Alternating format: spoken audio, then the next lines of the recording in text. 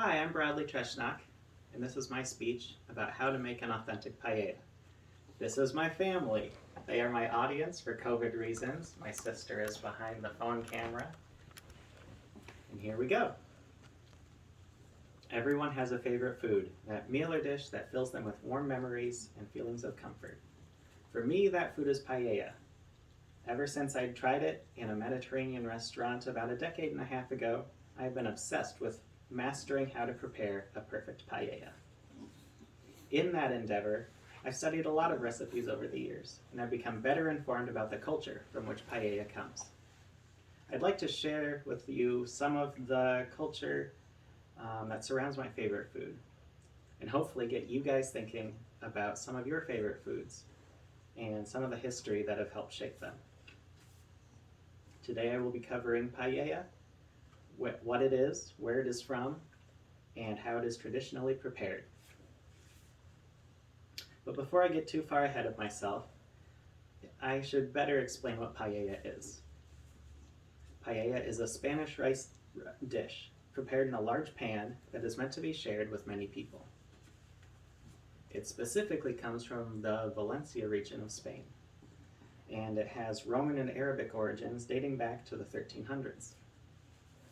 According to the Paella Bible, a site that was created in 2011 to help collect and compile historical information about the dish, paella was originally eaten by peasants who worked in the rice fields and has since become a cultural symbol for the region.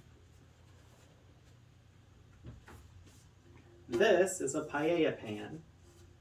This one is mine. It's about 37 centimeters in diameter, and it would feed traditionally about 6 people. Now, according to Merriam-Webster's dictionary, paella is the Catalan word for pan, so this would be the titular paella. Now, to avoid some confusion, I'm going to call this the paella pan, which we do in most of Western culture. The paella pan is designed to allow for as much surface area as possible when cooking. It's typically about 3 centimeters deep, up to a thumb's knuckle. Mine's a little long and big and weird.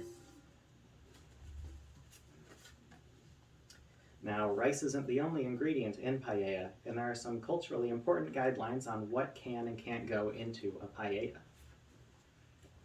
There are many recipes for paella, and they all include rice and saffron. Saffron is a spice derived from the Crocus sativus flower, and is widely regarded as the world's most expensive spice. Saffron gives paella its yellow color and lends a distinctive kind of floral flavor.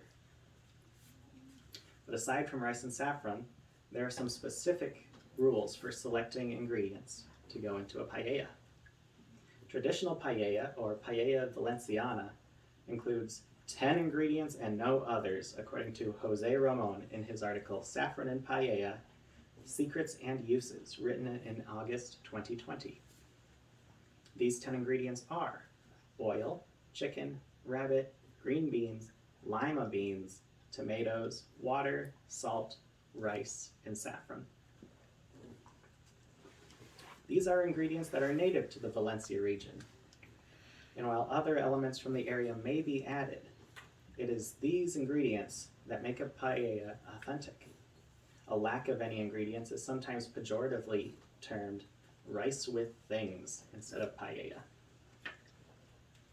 Valencians on the Mediterranean coast also make a variant on paella, which uses seafood instead of meat, which has become popular throughout the world, though, again, according to Jose Ramon's definition, this is not a true paella. So now we know the ingredients that go into a paella, but making a dish requires a bit more than simply putting things into a pan. Cooking a good paella really lies in implementing the proper techniques. Paella is traditionally cooked over an open flame and often serves a large group of people. Though Chef Alberto Jerez, in his book Paella, published in 2011, claims that stovetop cooking is acceptable in the modern day. Additionally, if one wants to cook an authentic paella, they must master the creation of socarrat. Socarrat is the Valencian term for the scorched rice that forms around the surface area of the pan, kind of all through here during cooking. A good sokorat is light brown in color. Anything darker and the rice is probably burnt. It's named after the painted clay tiles that are used to decorate the houses of Valencia. It gives a lot of flavor to the dish. This is my favorite part of the paella, and one of the reasons that I got so interested in wanting to learn about it. Hopefully you've seen by now that learning the foods you enjoy, about the foods you enjoy, can help you better connect to the cultures that they came from. We've now gone over some of the things that really excite me about paella. We've seen that paella has become a cultural symbol of Valencia. We've discussed some of its origins. We've discovered that an authentic paella is made with ingredients native to the Valencia region of Spain. And we've learned that a well-made paella requires finesse and people to share it with. I'd like to thank you for letting me share about some of the culture surrounding my favorite dish.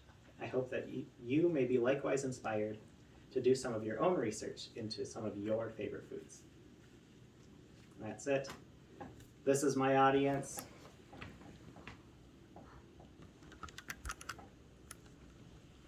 We're good.